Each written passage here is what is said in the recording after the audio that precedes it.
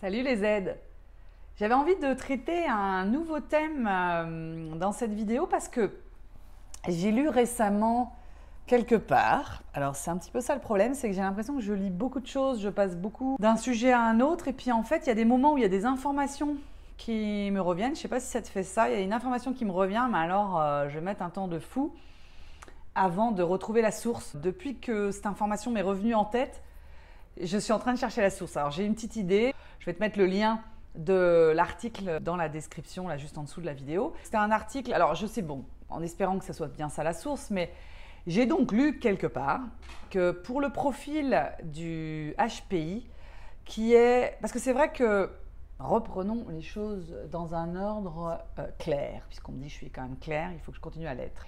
Ce qui peut paraître étonnant dans un profil de HPI comme le mien, et je me suis déjà posé la question, c'est que j'ai un besoin de renouveau, de nouveauté, de sortir de la routine de manière fréquente et récurrente, ce qui fait qu'au niveau professionnel, j'ai un cycle d'intérêt, on va dire, assez court. Je ne suis pas restée plus de 3 ans dans le même poste, et là, depuis que je suis à mon compte, le cycle a été un peu plus long, mais il y a eu aussi ce phénomène de lassitude, de besoin de renouveau, d'apprendre tout le temps des choses nouvelles en fait. Donc dès qu'on tombe dans une routine, il y a ennui, et dès qu'il y a ennui, il y a souffrance en fait quelque part, plutôt que confort.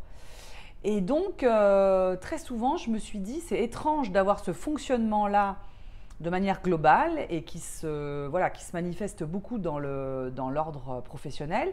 Et à côté de ça, dans la vie privée, je suis très stable. C'est-à-dire que j'ai la chance d'être avec mon amoureux depuis maintenant 15 ans. Donc on ne s'est pas rencontrés non plus très très jeune, hein, on va dire. Et souvent c'est la blague qu'il me fait quand il sent que j'ai besoin de renouveau ou de changement. Il me fait « bon tant que tu n'as pas besoin de me changer moi, ça va bien ». Et c'est vrai que ça m'a toujours interpellée de me dire pourquoi j'ai autant ce besoin de renouveau, de ne pas tomber dans la routine et pourquoi dans ma vie privée et amoureuse, j'aime autant cette routine justement, ce confort, cette stabilité.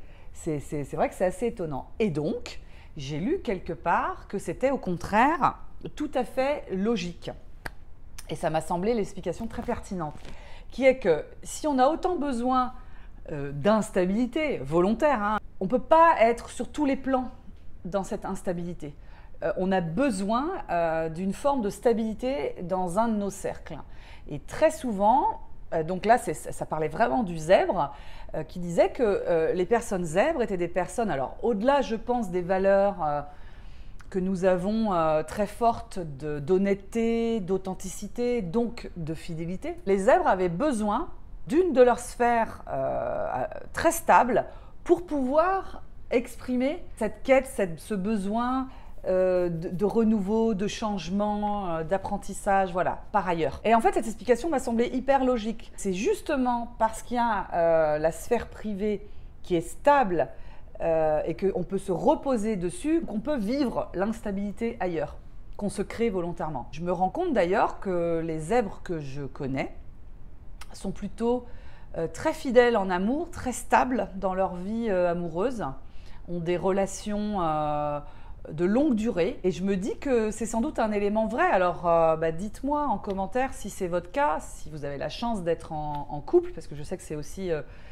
ça peut être une difficulté du zèbre que de trouver son âme sœur, mais en tout cas pour les personnes qui sont ou qui ont été en couple, est-ce que vous êtes senti très stable dans ce domaine-là, justement à ne pas rechercher le renouvellement, le renouveau pour pouvoir l'exprimer ailleurs? Est-ce que ça vous semble être une explication de stabilité? Je me dis aussi que peut-être qu'on peut trouver la stabilité dans une autre sphère que la sphère amoureuse. À réfléchir aussi si vous êtes en quête, comme moi, d'une forme d'équilibre, ou est-ce qu'on peut vivre de l'équilibre, de la stabilité pour pouvoir mettre de l'instabilité par ailleurs, et voilà. Je pense que c'est intéressant de pouvoir entrevoir une solution ou en tout cas une piste de réponse de cette manière-là. Alors que ça peut paraître étrange d'être autant sur deux extrémités, finalement, c'est l'équilibre qu'on y trouve. C'était une réflexion que j'ai trouvée très pertinente, qui est très pertinente pour moi, donc je me dis qu'elle l'est peut-être aussi pour toi, ou pas.